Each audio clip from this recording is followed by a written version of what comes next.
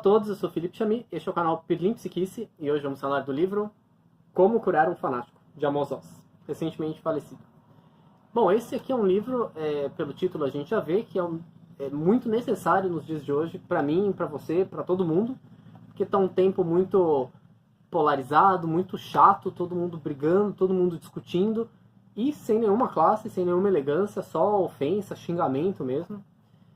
Bom, o cerne desse livro do Amos Oz é a discussão do conflito entre Israel e Palestina. Mas não é só isso. Na verdade, são palestras que o Amos Oz proferiu, e também tem uma entrevista nessa edição aqui da Companhia das Letras, sobre Israel e Palestina, mas também sobre os fundamentos da liberdade de expressão, que está tão em voga discutir hoje, sobre arte, sobre os remédios para as neuroses contemporâneas, o fanatismo sendo a principal delas, a mais combatida aqui por ele nessas palestras.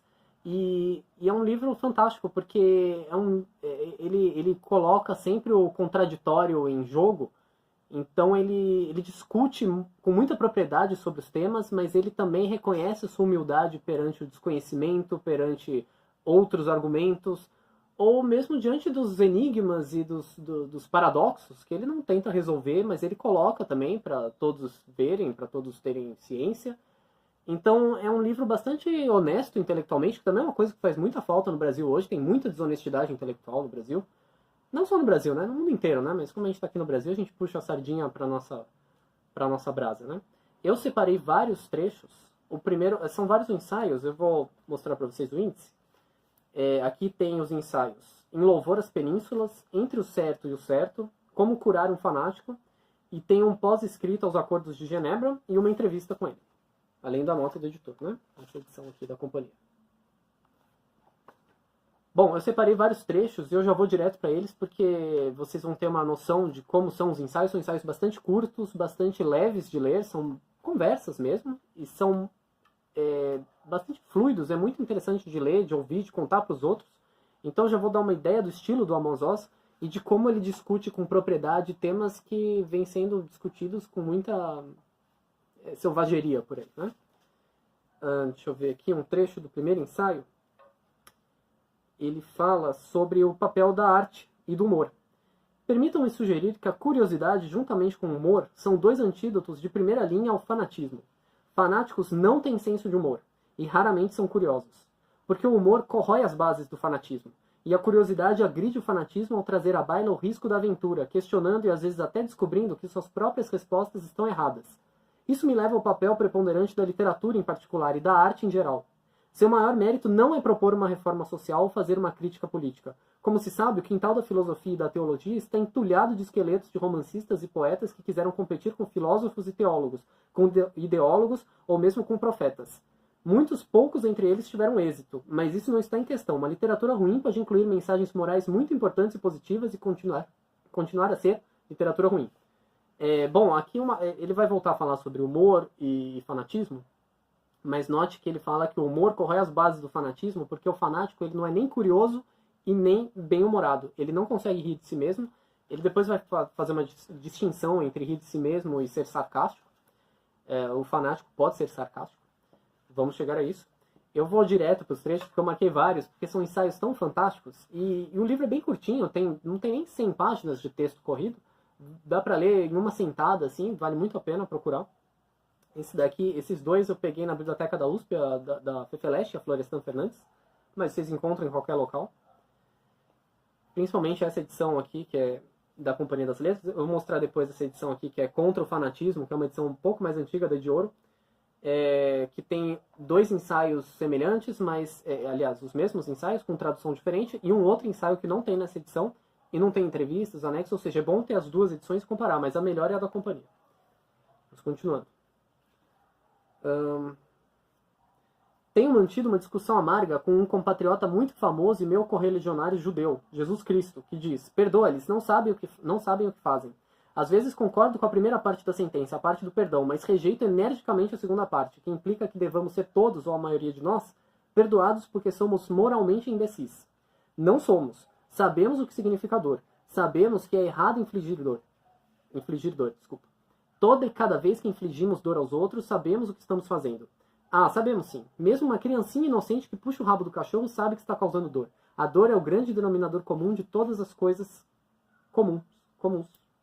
A dor é uma experiência democrática, até mesmo uma experiência igualitária. A dor não distingue entre o mais rico e o mais pobre, entre o mais poderoso e o mais submisso. Sempre que infligimos dor aos outros, não o fazemos a partir da ignorância, mas porque, ao que parece, deve haver algum gene malévolo em quase todos nós. No entanto, não se preocupem com minha discordância com Cristo. Não há nada em comum em dois israelenses terem opiniões opostas.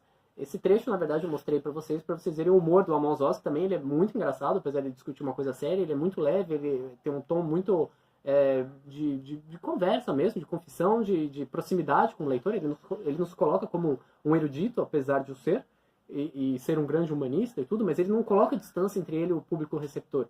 É mesmo uma conversa amigável para expor pontos de vista e ouvir opiniões diferentes também. Vamos para mais uma. Do mesmo ensaio. Todas as exceções do primeiro ensaio, que é o Em Louvor das Penínsulas. Em Louvor às Penínsulas. Vamos lá. É tentador imaginar que duas vítimas, especialmente duas vítimas do mesmo opressor, corram a se irmanar e marchar juntas para as barricadas. E assim acontece às vezes nos textos de Bertolt Brecht, mas na vida real alguns dos piores conflitos estão recrudescendo exatamente entre duas vítimas do mesmo opressor. Dois filhos do mesmo e violento pai nem sempre se amam. Muitas vezes um vê no outro a imagem do pai cruel. E isso acontece frequentemente entre judeus e árabes no Oriente Médio hoje em dia. Muitos árabes não conseguem ver que os judeus israelenses são vítimas como eles, um bando de semi-histéricos refugiados e sobreviventes, enquanto muitos judeus tendem a enxergar os árabes como não mais do que uma encarnação de seus opressores no passado, antissemitas, fazedores de pogroms, nazistas envoltos em cáfias. Quer dizer, mais que o contraditório aqui, os dois lados colocados lado a lado e tentar entender a humanidade de cada uma das partes envolvidas, em vez de já demonizar a outra e falar, não, esse está totalmente errado, esse é um absurdo, que é uma coisa que se vem fazendo muito, sobretudo em redes sociais. As pessoas destroem qualquer rivalidade argumentativa, em vez de discutir mesmo, elas querem fazer o demônio do outro.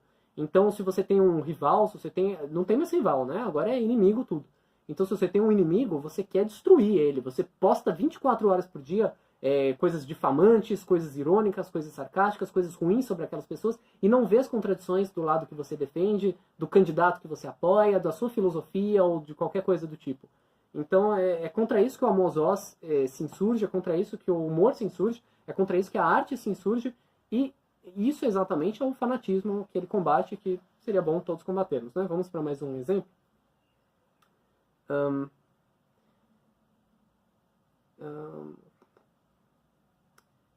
O crescimento do fanatismo pode ter relação com o fato de que quanto mais complexas as questões se tornam, mais as pessoas anseiam por respostas simples. Fanatismo e fundamentalismo muitas vezes têm uma resposta com uma só sentença para todo sofrimento humano. O fanático acredita que se alguma coisa for ruim, ela deve ser extinta, às vezes junto com seus vizinhos. O fanatismo é muito antigo, é muito mais velho que o Islã, o cristianismo e o judaísmo. Ou seja, não tem a ver com a sua religião. Ou tem, né? Mas não foi por causa dela que surgiu o fanatismo. Não é dela que vem o fanatismo. Então, independe de que lado você é e de qual a sua religião. Mais velho do que todas as ideologias. Palavra da moda também. Infelizmente, penso que assim como a violência, o fanatismo também é um componente permanente da natureza humana, um gene ruim que existe em quase todos nós. O fanatismo muitas vezes origina-se na vontade imperiosa de modificar os outros pelo próprio bem deles. Quer dizer, o fanático ele acha que está consertando o outro ao ser fanático, né? Que o outro está errado e que ele vai mostrar a verdade, o caminho da luz. Então não adianta citar preceitos bíblicos sobre verdade e o caminho da verdade e você ser um fanático, né? Porque você está empurrando uma coisa para alguém à força, né? Vamos para um outro exemplo de como curar um fanático. Terceiro ensaio do livro.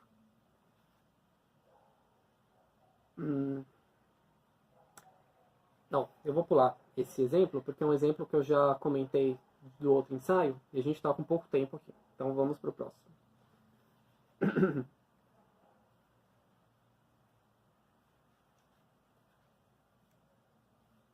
Este aqui é um ponto em que ele fala mais especificamente sobre Israel e Palestina. Voltemos-nos agora para o papel sombrio dos fanáticos e do fanatismo no conflito entre Israel e Palestina, Israel e grande parte do mundo árabe.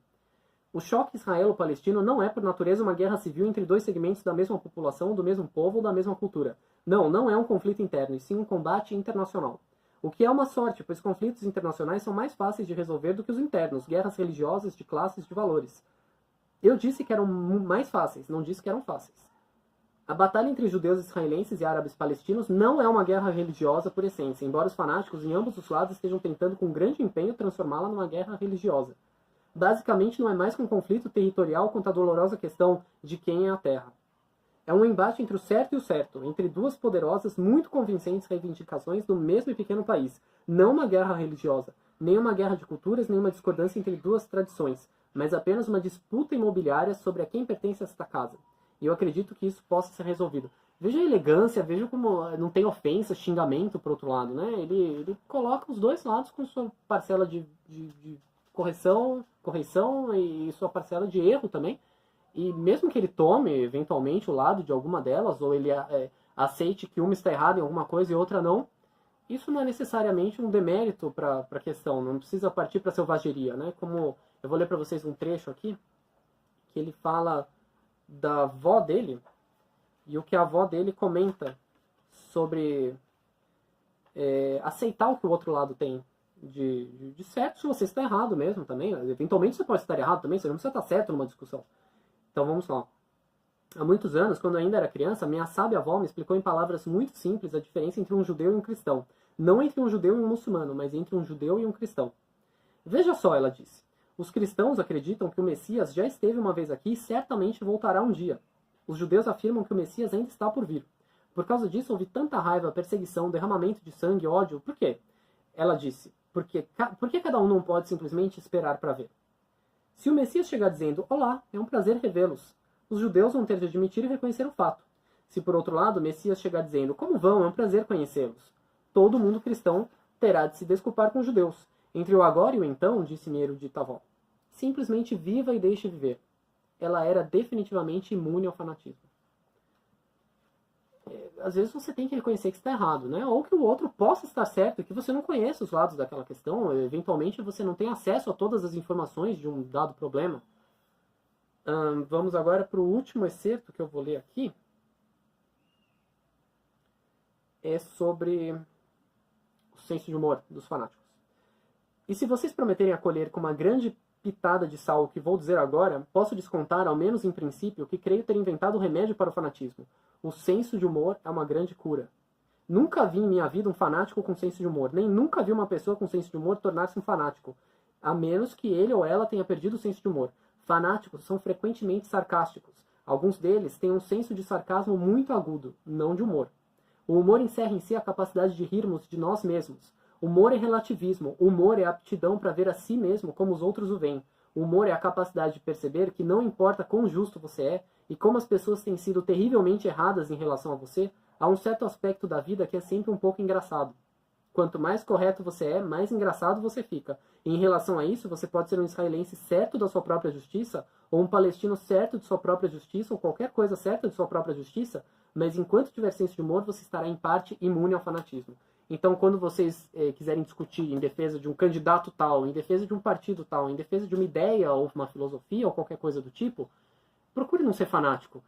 Tente enxergar o humor daquilo. Não fique aquela pessoa chata, cri-cri, que fica importunando os outros, falando mal sempre de uma coisa que você detesta. Se você detesta essa coisa, contagie pelos bons exemplos, faça diferente, mostre para que serve a ação voluntária, o espírito humano, porque você pode fazer coisas diferentes daquilo que você condena, em vez de você só ficar nessa recorrência, nessa violência e truculência.